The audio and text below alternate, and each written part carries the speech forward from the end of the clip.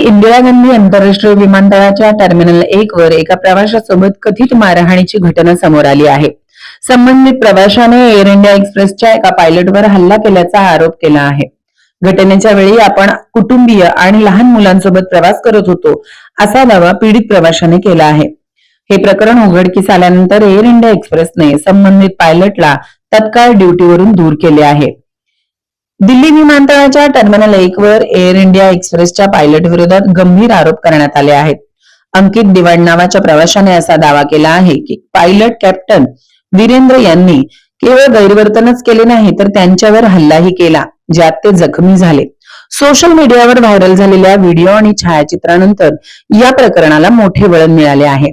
पीडित प्रवाशाचे म्हणणे आहे की या घटनेमुळे त्यांची संपूर्ण सुट्टी उद्ध्वस्त झाली असून त्यांचे कुटुंब, विशेषतः त्यांची 7 वर्षांची मुलगी अजूनही मानसिक धक्क्यात आहे.